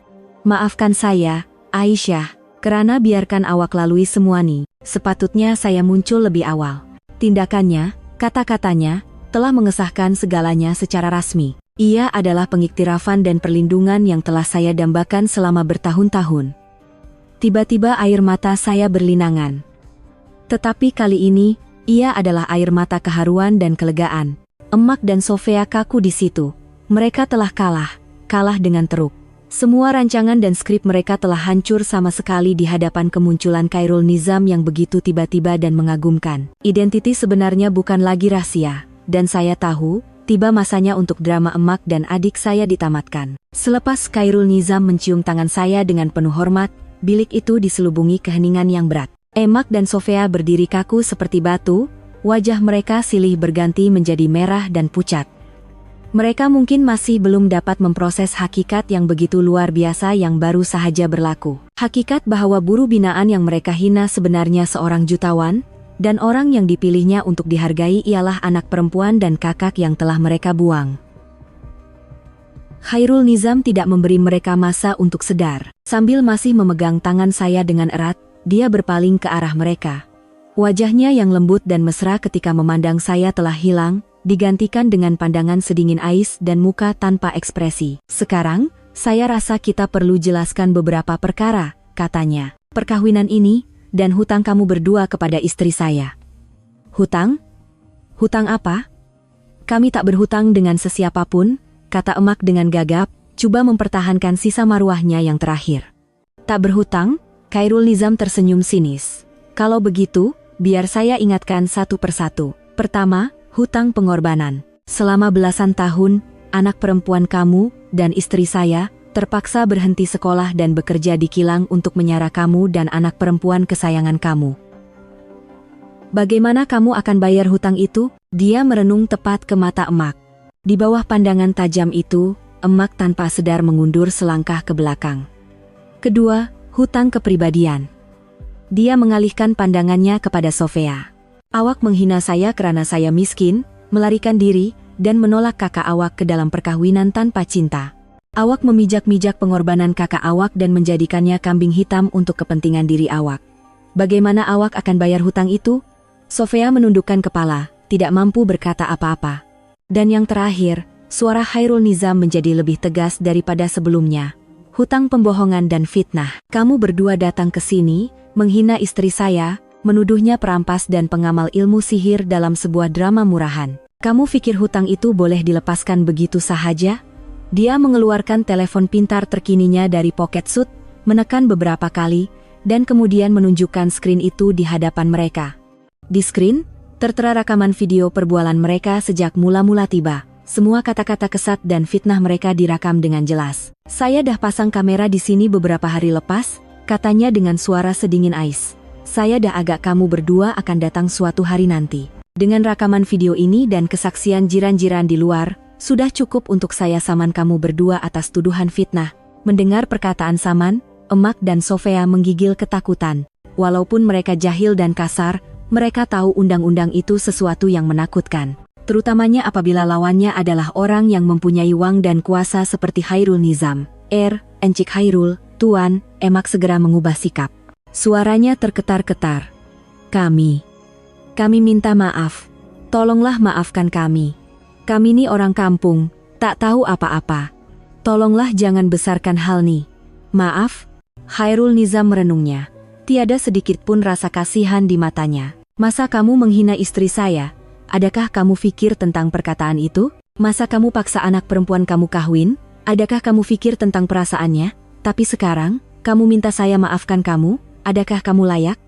Dia memberi isyarat kepada pengawal pribadi yang berdiri di pintu. Bawa mereka berdua keluar.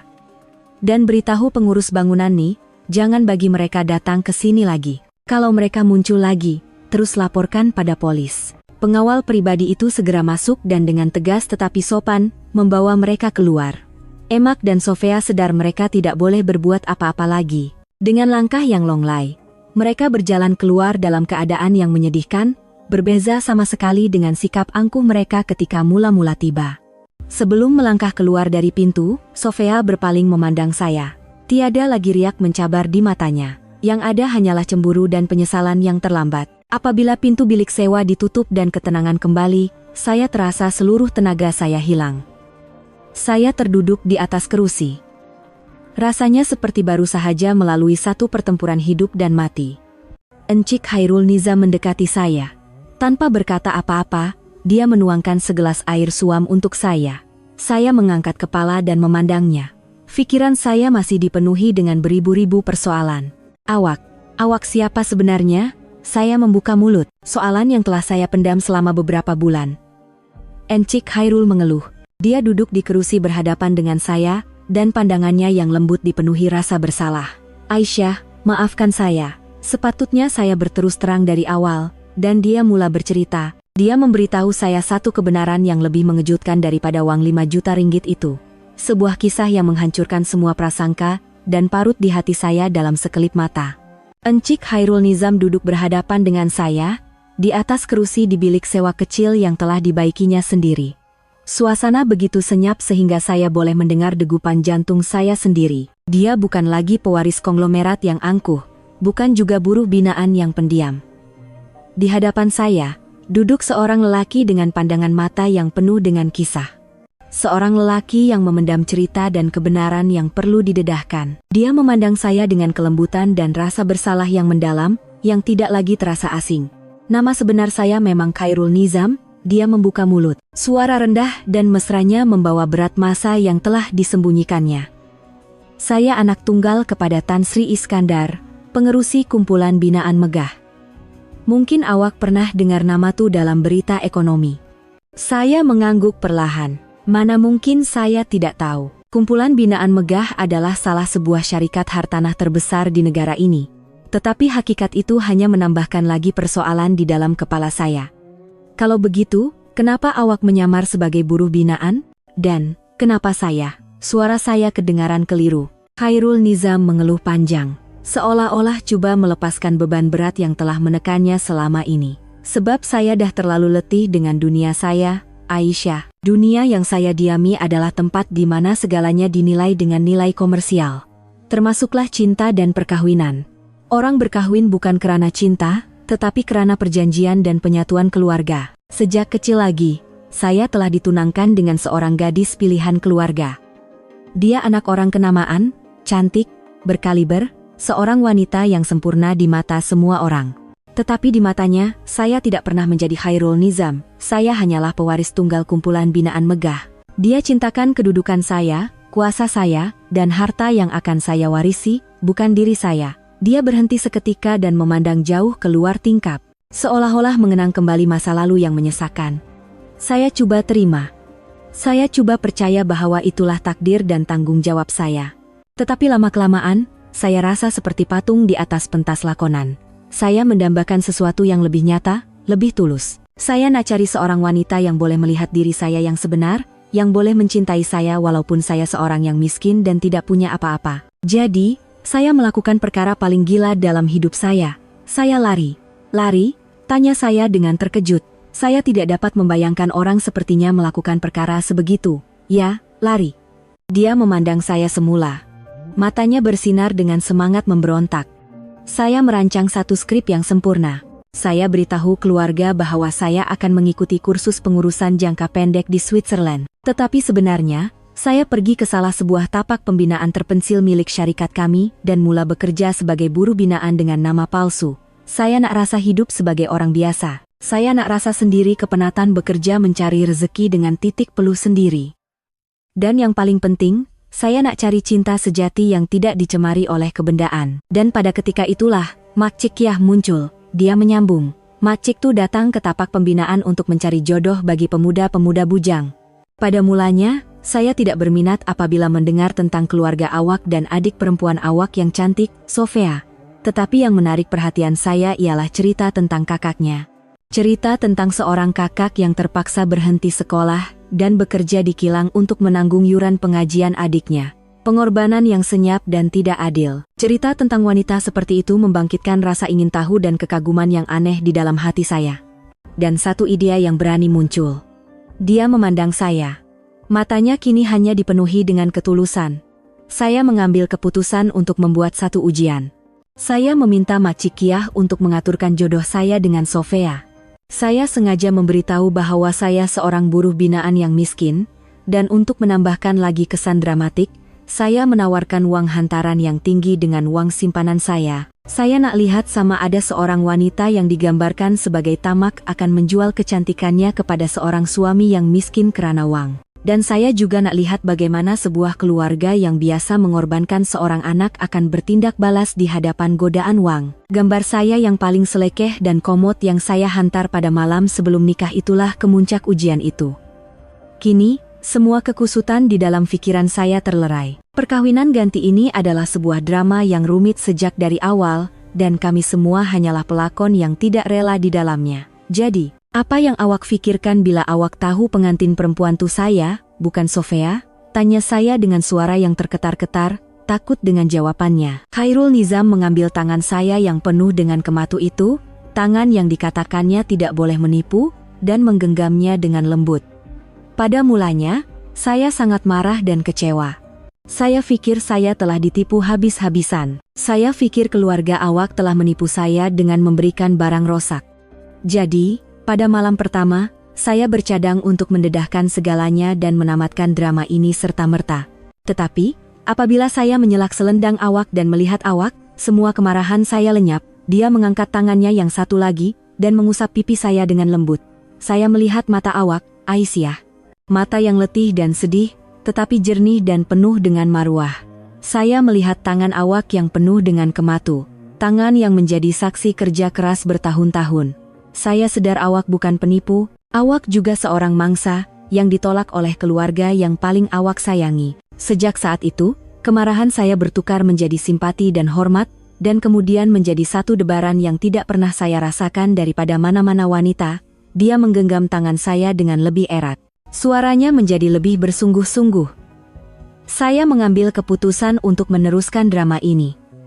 Tetapi bukan lagi untuk menguji sesiapa. Saya nak berada di sisi awak, saya nak kenal awak dengan lebih mendalam, dan saya nak lindungi wanita yang tabah ini. Saya nak lihat sama ada wanita sebaik awak boleh menerima seorang suami buruh binaan yang tidak punya apa-apa. Uang 5 juta ringgit itu sebenarnya ujian kecil yang terakhir. Saya nak lihat bagaimana awak akan bertindak balas apabila mendapat uang yang banyak dan awak tidak mengecewakan saya. Awak tidak membazir atau menunjuk-nunjuk. Awak senyap-senyap memperbaiki kehidupan kita, dan yang paling penting, awak tetap menghormati saya. Awak telah membuktikan diri awak. Awak adalah permata yang bersinar dengan cahayanya sendiri, tidak kira dalam apa jua keadaan. Aisyah, dia merenung jauh ke dalam mata saya. Matanya bersinar seolah-olah membawa seluruh kasih sayang di langit. Saya tahu saya telah memulakan hubungan ini dengan penipuan. Saya telah mengheret awak ke dalam drama yang tidak awak ketahui. Saya minta maaf untuk semua itu. Tetapi perasaan saya terhadap awak sekarang adalah 100% benar. Saya telah jatuh cinta dengan awak sepenuh hati. Saya cintakan kebaikan awak, pengorbanan awak, dan ketabahan awak. Sudikah awak beri saya peluang untuk kita mulakan semula, dengan jujur, tanpa sebarang penipuan lagi? Izinkan saya menjadi suami awak, suami yang sebenar. Suami yang akan mendedikasikan sisa hidup saya untuk membalut luka awak, mencintai, dan melindungi awak. Sudikah awak? Pengakuan tulusnya, yang tiba-tiba tetapi begitu hangat dan bersungguh-sungguh, membuatkan saya luluh sepenuhnya. Dinding ais yang telah saya bina di sekeliling hati saya selama bertahun-tahun cair. Air mata mengalir lagi. Kali ini, bukan air mata kesedihan, tetapi air mata keharuan dan kebahagiaan yang tidak pernah saya impikan. Selepas semua kepahitan dan ketidakadilan, akhirnya muncul seorang lelaki yang melihat diri saya yang sebenar, yang menghargai dan mencintai saya tanpa syarat. Bolehkah saya menyambut tangan yang dihulurkan di hadapan saya ini? Adakah saya layak untuk merasai kebahagiaan yang begitu sempurna ini? Sebagai jawaban kepada pengakuan tulus Khairul Nizam, saya tidak berkata apa-apa, sebaliknya hanya mengangguk perlahan. Air mata kebahagiaan mengalir tanpa henti di pipi saya. Dia memeluk saya dengan erat. Pelukan yang begitu hangat dan kuat, seolah-olah coba menebus semua tahun-tahun kesunyian dan kedinginan yang telah saya lalui. Kami berpelukan begitu untuk seketika. Tiada lagi kata-kata yang diperlukan, hanya merasakan dua jantung yang berdegup dalam satu irama. Saya tahu, mulai saat ini, satu babak baru dalam hidup saya, babak yang penuh dengan cahaya dan harapan, benar-benar telah bermula. Kami tidak tergesa-gesa meninggalkan bilik sewa itu, walaupun usang, ia adalah tempat yang menjadi saksi permulaan cinta kami, tempat kami menemui diri kami yang sebenar, kami tinggal di situ untuk seketika lagi. Tetapi kehidupan telah berubah sama sekali. Keheningan yang kekok digantikan dengan gelak tawa, perbualan yang tidak berkesudahan, serta perhatian dan penjagaan yang manis. Khairul Nizam tidak lagi menyamar sebagai buruh binaan. Dia kembali menguruskan syarikat keluarganya, tetapi setiap petang, dia akan pulang ke bilik sewa kecil kami, memasak makan malam yang sederhana bersama-sama, dan berkongsi cerita tentang hari kami. Dia bukan lagi pewaris konglomerat yang hanya tahu menerima. Dia telah menjadi seorang lelaki yang berkeluarga, seorang suami yang sebenar. Saya juga, dengan sokongan penuh Khairul Nizam, mula mengejar semula impian saya yang terbengkalai. Saya tidak memilih jalan mudah untuk menjadi istri jutawan dan hidup senang-lenang. Saya mahu berdiri di atas kaki saya sendiri. Saya memohon untuk melanjutkan pelajaran dalam bidang pengurusan perniagaan di sebuah universiti terkemuka, dan saya berjaya diterima. Saya mahu membina kerjaya saya sendiri dengan pengetahuan saya. Siang hari, saya seorang pelajar yang tekun di bilik kuliah. Malam hari, saya seorang istri yang menguruskan rumah tangga kecil kami. Khairul Nizam sentiasa berada di sisi saya, memberi semangat. Setiap kali saya menghadapi masalah, dia akan dengan sabar menerangkan teori-teori yang rumit. Dia bukan sahaja seorang suami, tetapi juga guru yang paling sabar dan teman yang paling setia. Mengenai keluarga saya, selepas kejutan hari itu, mereka tidak lagi mengganggu saya. Identiti sebenar Khairul Nizam dan sikap tegasnya telah membuatkan mereka terdiam. Emak menjual sebahagian tanah pusaka di kampung untuk mengumpul uang 100.000 ringgit dan memulangkannya seperti yang diminta oleh Khairul Nizam. Katanya, itu bukan tentang uang, tetapi harga untuk sebuah pembohongan dan ketamakan. Sofia, selepas mengalami kejutan besar, banyak berubah. Dia tidak lagi angkuh dan sombong, dan menjadi lebih pendiam.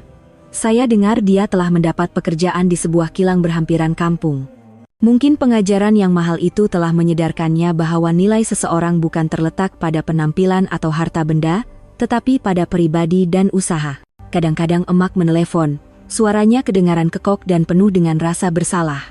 Saya tidak lagi menyimpan dendam terhadap emak. Masa lalu biarlah berlalu, dan saya memilih untuk memaafkan. Bukan untuk mereka, tetapi untuk ketenangan hati saya sendiri. Setahun kemudian, pada hari ulang tahun perkawinan ganti kami yang penuh drama itu, Khairul Nizam memberikan saya hadiah terbesar dalam hidup saya. Dia telah secara rahasia menyediakan sebuah majelis perkawinan yang sebenar.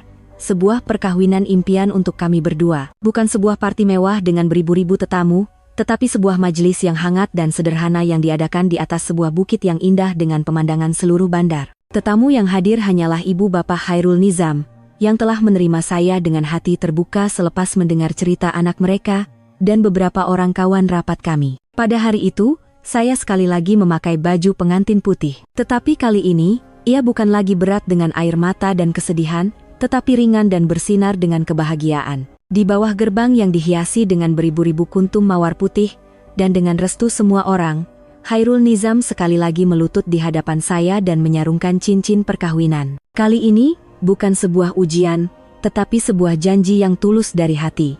Aisyah, suaranya terketar-ketar menahan sebak. Setahun yang lalu pada hari ini, takdir telah menemukan saya dengan awak. Terima kasih kerana hadir dalam hidup saya, kerana mengajar saya erti cinta sejati. Terima kasih kerana menerima seorang buruh binaan yang tidak punya apa-apa. Dan terima kasih kerana berjanji untuk menjadi istri saya, sekali lagi, dan selamanya. Mulai saat ini, saya akan mendedikasikan sisa hidup saya untuk mencintai, melindungi, dan membahagiakan awak. Saya menangis. Air mata kebahagiaan yang melimpah. Kisah hidup saya yang seperti bawang putih, yang sentiasa menderita, akhirnya bertemu dengan putra rajanya. Bukan putra raja dari alam dongeng, tetapi putra raja dari dunia nyata, yang datang kepada saya dalam bentuk yang paling sederhana dan tulus. Para pelanggan sekalian, kisah saya berakhir di sini. Bukan sebuah pengakhiran bahagia yang dicipta oleh pari-pari atau dewa. Tetapi sebuah kesudahan yang saya capai sendiri dengan kebaikan, ketabahan, dan keberanian untuk tidak berputus asa. Kisah ini adalah bukti bahwa tidak kira betapa rendahnya titik permulaan Anda, tidak kira betapa banyaknya ketidakadilan dan kepahitan yang Anda lalui, selagi Anda tidak pernah kehilangan kepribadian dan hati yang baik, suatu hari nanti, kebahagiaan pasti akan mengetuk pintu Anda dengan cara yang paling tidak dijangka.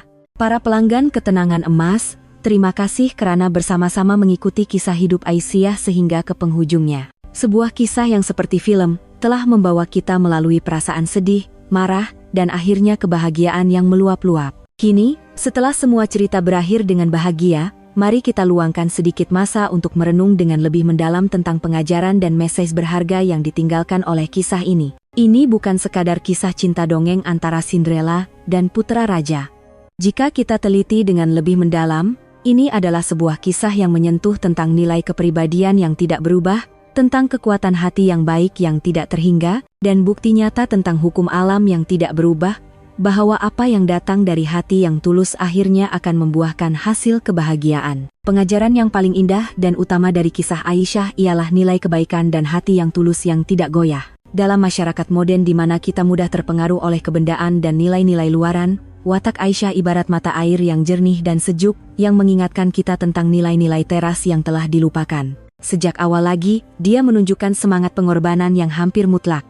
Walaupun dilayan dengan tidak adil, dianggap sebagai alat dan orang gaji tidak berbayar oleh ibu dan adiknya sendiri, dia tidak pernah menyimpan dendam atau berniat untuk membalas. Dia mengorbankan impian pendidikannya, bekerja keras di perantauan, dan mengumpulkan uang sedikit demi sedikit untuk membiayai pengajian adiknya. Pengorbanan itu bukan lahir dari kelemahan atau kebodohan, tetapi dari rasa tanggung jawab dan kasih sayang yang terukir dalam disanubarinya sebagai seorang anak perempuan dan kakak dalam sebuah keluarga tanpa bapa. Malah dalam situasi yang paling tidak masuk akal dan memalukan, terpaksa menggantikan adiknya dan berkahwin tanpa cinta dengan lelaki yang disangkanya buruh binaan, dia tidak memberontak atau coba merosakkan segalanya. Dia hanya menerima dengan reda dan coba menjalankan tanggung jawabnya sebagai istri, walaupun hanya pada nama. Kebaikan yang murni itulah, walaupun terlindung di sebalik penampilan yang letih dan sederhana, yang menjadi cahaya paling terang yang menawan hati Khairul Nizam. Pewaris konglomerat yang dibesarkan dalam kemewahan dan muak dengan hubungan yang penuh perhitungan dan kepura-puraan, menemui dalam dirinya apa yang paling didambakannya, ketulusan tanpa syarat. Dia berjaya menembusi kulit luar dan mengenali permata berharga yang tersembunyi di dalamnya. Kisah ini dengan tegas memberitahu kita bahwa kecantikan sejati seseorang bukan terletak pada penampilan yang menawan, latar belakang keluarga yang hebat, atau pakaian yang mahal, tetapi pada keindahan jiwa dan kepribadian. Kebaikan mungkin tidak akan membawa kita kekayaan dan kuasa dengan serta-merta. Malah, dalam masyarakat yang penuh perhitungan, hati yang baik mungkin akan menyebabkan kita rugi atau dipergunakan, seperti yang dialami oleh Aisyah. Tetapi dalam jangka masa panjang, ia adalah aset yang paling berharga dan asas yang paling kukuh untuk membina kebahagiaan dan ketenangan. Ia adalah kunci utama yang boleh membuka pintu yang tidak akan pernah dapat dibeli dengan uang atau kuasa, pintu penghormatan dan cinta sejati. Jadi, para pelanggan sekalian, hiduplah dengan kebaikan. Janganlah kehilangan hati yang mesra, dan berikanlah kebaikan Anda tanpa syarat. Hukum karma tidak pernah silap. Benih kebaikan yang Anda taburkan hari ini, walaupun tertutup oleh batu-batu kesusahan, pasti akan bercambah dan berbunga suatu hari nanti, dan kembali kepada Anda dengan cara yang paling manis dan tidak dijangka. Seperti yang berlaku kepada Aisyah. Dari nilai kebaikan, kita mendapat satu lagi pengajaran yang mendalam, yaitu jangan menilai seseorang dari penampilan luaran, satu pengajaran yang sangat diperlukan dalam masyarakat kita hari ini. Masyarakat kita, tanpa kita sadari, sering mempunyai prasangka yang kejam. Kita mudah mengagumi orang yang berpenampilan menarik, memandu kereta mewah, dan memakai pakaian berjenama, dan mudah memandang rendah dan menghakimi orang miskin yang berpakaian comot dan melakukan kerja buruh. Emak dan adik Aisyah adalah contoh yang paling jelas dan menyedihkan tentang prasangka ini. Mereka dibutakan oleh kulit luar, Kuala Lumpur, bidang pembinaan, uang hantaran yang tinggi, dan terus menerima jodoh yang tidak diketahui asal-usulnya. Tanpa coba untuk mengenali kepribadian sebenar pihak lain, mereka hanya melukis imej seorang kontraktor kaya di dalam pikiran mereka. Dan karena sekeping gambar Khairul Nizam yang berpakaian kerja dan berlumuran debu, mereka menghina dan membuangnya tanpa belas kasihan. Mereka telah melepaskan peluang untuk mengenali kepribadian dan insan sebenar di sebalik penampilan luaran itu. Penilaian cetek dan dangkal mereka, yang berasaskan kebendaan dan kedudukan sosial, akhirnya membawa padah yang sangat mahal. Mereka membuang sendiri kekayaan dan kebahagiaan yang begitu didambakan, dan menjerumuskan diri mereka ke dalam malu dan kesengsaraan. Pilihan mereka ibarat seseorang yang pergi mencari emas, tetapi membuang seketul batu kasar yang berdebu karena dianggap tidak bernilai, tanpa mengetahui bahwa di dalamnya terkandung emas tulen. Berbeza dengan emak dan adiknya, Aisyah, walaupun terpaksa berkahwin, tidak menghakimi atau menghina pasangannya. Dia menerima suami buruh binaannya seadanya, dan sebagai orang yang tinggal serumah dan istri, dia melayannya dengan penghormatan yang minimum. Dia tidak menuntut, tidak merungut, dan tidak bertanya tentang masa lalunya. Dia hanya senyap-senyap merasai tindakan dan keprihatinan tanpa kata-katanya, dan perlahan-lahan menemui kepribadian yang baik dan kehalusan yang tersembunyi di sebalik penampilan kasarnya. Sikap tidak menghakimi itulah hati yang menerima pasangan seadanya, yang telah mewujudkan ruang yang tenang dan kepercayaan yang membolehkan Khairul Nizam perlahan-lahan membuka kulitnya dan menunjukkan dirinya yang sebenar. Pengajaran ini dengan mendalam mengingatkan kita bahwa pokok yang baik akan menghasilkan buah yang baik. Janganlah tergesa-gesa membuat kesimpulan tentang nilai seseorang hanya berdasarkan penampilan luaran atau habar angin. Luangkan masa, rasai dengan hati, dan lihatlah tindakan dan cara mereka melayan orang di sekeliling.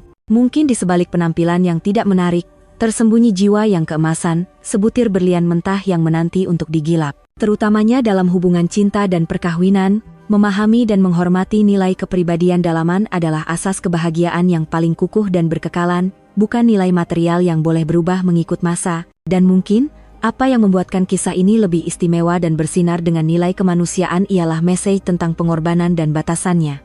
Aisyah menunjukkan gambaran tipikal seorang anak perempuan sulung yang boleh ditemui dalam banyak keluarga di Malaysia, terutamanya di kawasan luar bandar. Baginya, pengorbanan hampir seperti satu naluri. Dia mengorbankan impian pendidikannya untuk adiknya. Dia mengorbankan masa muda dan tenaga kerjanya untuk menyara keluarga. Tetapi pengorbanannya tidak dibalas dengan penghargaan, sebaliknya dipergunakan dan dianggap sebagai satu tanggung jawab biasa.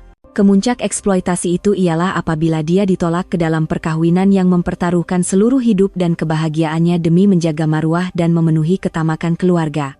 Kisah ini melemparkan satu soalan yang besar dan berat kepada kita semua, terutamanya kepada wanita. Di manakah batas pengorbanan? Di manakah garisan antara pengorbanan yang mulia dan pengorbanan yang lemah dan buta yang membawa kepada pemusnahan diri?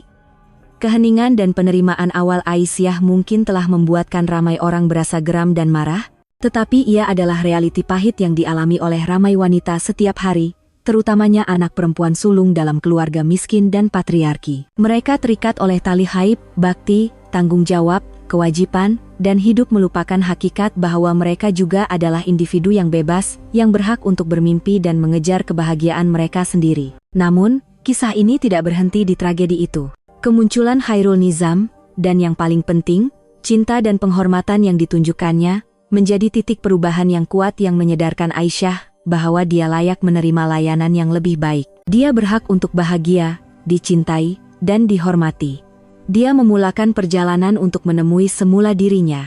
Keputusannya untuk belajar semula, dan membina kerjayanya sendiri bukan semata-mata untuk menjadi kaya.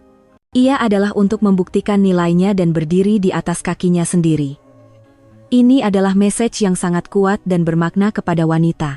Pengorbanan adalah satu sifat yang mulia, tetapi janganlah berkorban sehingga kehilangan diri sendiri. Anda mempunyai impian dan cita-cita, dan Anda berhak untuk mengejarnya. Cinta sejati, hubungan yang sehat, bukanlah tentang membuat pasangan Anda melepaskan segalanya untuk Anda, tetapi tentang saling menyokong dan membina masa depan bersama. Seperti yang dilakukan oleh Khairul Nizam kepada Aisyah.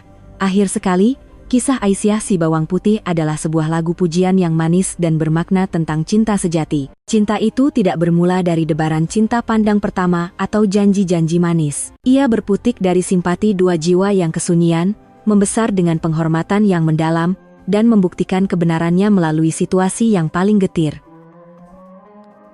Khairul Nizam mencintai Aisyah bukan karena penampilannya. Dia mencintainya karena kepribadiannya, kebaikannya, dan semangat hidupnya yang luar biasa. Aisyah mencintai Khairul Nizam bukan karena dia seorang pewaris konglomerat yang kaya. Dia mula menyukai dan berdebar untuknya walaupun ketika dia seorang buruh binaan yang pendiam dan tidak banyak bercakap. Cinta mereka membuktikan bahwa persefahaman dua jiwa, memahami dan menghormati nilai-nilai teras masing-masing, adalah ikatan yang paling kukuh dan abadi. Apabila dua orang benar-benar menemuinya dalam diri masing-masing, semua halangan seperti status sosial, latar belakang, dan prasangka dunia menjadi tidak bermakna. Para pelanggan sekalian, kehidupan di dunia nyata mungkin tidak selalunya berakhir dengan bahagia seperti kisah Aisyah. Mungkin tidak selalunya ada putra raja yang menyamar sebagai orang miskin untuk menyelamatkan kita dari tragedi hidup. Tetapi kisah ini telah menyalakan api harapan dan kepercayaan yang tidak akan padam di dalam hati kita.